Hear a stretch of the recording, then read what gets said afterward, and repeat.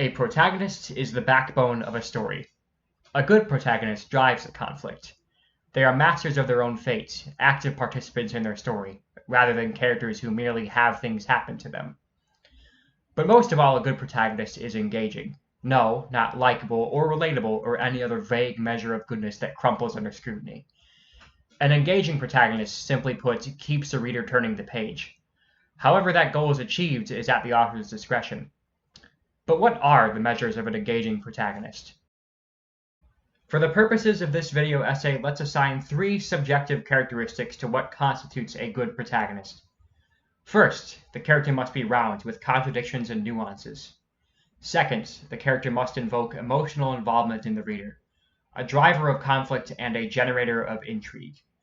Lastly, a character must suffer, in blunt terms. They should be faced with trials that test them and bleed them, literally or not. It bears repeating that this is all purely a matter of opinion. There's no golden standard or formula for building good characters, and maybe that's the beauty of fiction writing. But if this essay is going to boil down to opinion, it's going to be an informed opinion. To this end, I've incorporated the voices of many other authors beyond Mr. Rothfuss himself, so that my argument might hold water.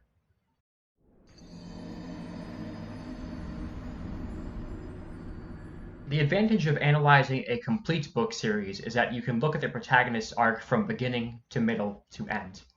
At present, the Kingkiller Chronicle is a trilogy on its 2nd book, but thankfully 2 books is more than enough for me to say that Kvothe has grown significantly as a character. The genius of Rothfuss's design is that Kvothe is dynamic from the very beginning. In The Name of the Wind, Kvothe's name has garnered infamy before we're even introduced to him. He is the titular Kingkiller, otherwise known as Kvothe the Bloodless or Kvothe the Arcane. But from the first page, we come to understand that Kvothe has regressed to a forlorn innkeeper waiting to die under the pseudonym of Kvothe. Already this opens up so many questions. Was he a fraud all along? Or did he suffer his fall from grace long ago, still picking up the pieces? Make no mistake, the frame story here is a technique employed by Rothfuss to give the character dimension. There is a stark contrast between hot-headed, sharp-tongued Kvothe at 16 years old and Kvothe over a decade later. We already know the character has experienced great change. The only question is how, which the books spend the bulk of their time explaining. As highlighted in Josip Novakovic's book, Fiction Writer's Workshop, this structure has been used before successfully. He writes, "You might open at the end of an action, and then trace the beginnings of the event in the 2nd chapter. This is how the death of Ivan Ilyich works. We are introduced to the dead man in the 1st chapter. In the following chapters, we start with his family background, his youth, and trace his biography efficiently towards his mishap and disease and dying.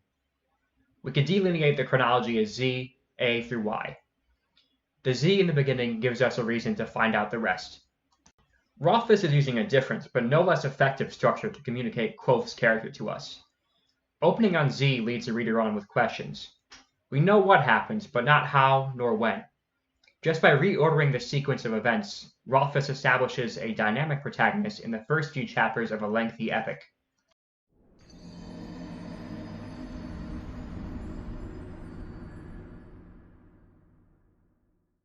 This may come off as obvious, but a main character should make you feel something. A difficult task because the author has to emotionally involve you in something that isn't real.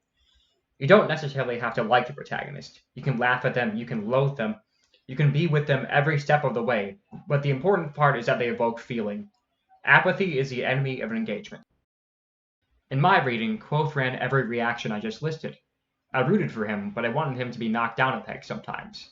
He could be arrogant and short-sighted, but also compassionate, driven, and witty. But I cannot assert my reading of the character as the universal standard. It begs the question, what is Patrick Rothfuss doing to make us invested in Kvothe? Cheryl St. John, in her book Writing with Emotion, Tension, and Conflict, provides a plausible explanation. She writes, "Your character's motivation is what makes him believable. Each of your characters needs a prime motivating factor and a prime motivating incident. These are the experiences from the past that shape them into the people they are today. The reader can't have a strong emotional reaction if you don't set her up for one. Let's apply this rationale to The Name of the Wind. What is Kvothe's prime motivating factor and incident? Working backwards, we know that Kvothe wants to learn magic and research the mythical Chandrian, but why? Early into the novel, the reader is given a very compelling reason. Kvothe's parents and their entire performing troupe were slain by the Chandrian, with him as a sole survivor at the age of 12. This event scars Kvothe. Finding and slaying all the Chandrian serve as his overarching goal, even when his survival and romance with the character Denna are not at the forefront of his mind. Even years later, his thirst to know his enemy drives him to dangerous lengths. So much so that Kvothe, a character defined by his pride, begs to the all-knowing but evil Kvothe for answers. I tried to speak, but my throat made nothing but a dry, clicking sound. I swallowed and tried again. Please, I need to know. They killed my parents.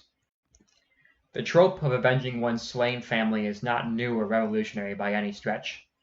But Patrick Rothfuss makes it work. The death of Kvothe's parents isn't just a prop for a sad backstory. It is his driving cause, the reason he struggles and denigrates himself. With the prime motivating factor in place, the reader knows what's at stake for him, and we, the audience, can become invested in his eventual fate.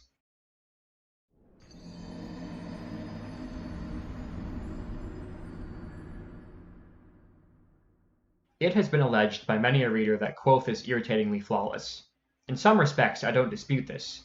He learns in weeks what might take others years, and the narrative almost always portrays his actions and motives as just. That said, these qualities don't make him a failure as protagonist. For all his luck and virtues, Kvothe still creates tension because bad things do happen to him, whether the harm presented is physical or emotional. Orson Scott Wells describes his technique more eloquently in the Writer's Digest Handbook of Novel Writing. In it, he states, "Jeopardy is anticipated pain. As anyone who has been to a dentist knows, the anticipation of pain is often more potent than its actuality. When a character is threatened with something bad, the audience automatically focuses its attention on him. The more helpless the character, the more terrible the danger, the more importance the audience will attach to the character." As we've already established, Kvothe's very nature is dynamic yet suspenseful. Though 2 full books have given us plenty of insight into his life, there's still pieces of the puzzle that we don't have. We don't have the definitive events or events that mark his tragic transformation into Kvothe. In other words, the anticipation of pain. We, the audience, are bracing for the hit. We know some unavoidable calamity is bound to befall Kvothe and/or the people around him, but what? In a textbook case of dramatic irony, we know how helpless Kvothe is, yet he does not. Towards the very end of the second book, Rothfuss alludes to Orson Scott Wells' idea of anticipated pain, just as we cut back to the present where Kvothe is relaying the story to the chronicler. Kvothe drew a deep breath and nodded to himself. "Let's stop there," he said. "Money in my pocket for this first time in my life. Surrounded by friends. That's a good place to end for the night." He idly rubbed his hands together, the right hand massaging the left absent-mindedly. If we go much further, things get dark again. This is where Kvothe's story adjourns in the wise man's fear. Thus, this line sets up tension, an expectation of dread to be fulfilled later in the series. Though Kvothe's tales can often feel detached from reality, it's clear enough that he was written as someone who could be placed in danger and elicit fear from the reader.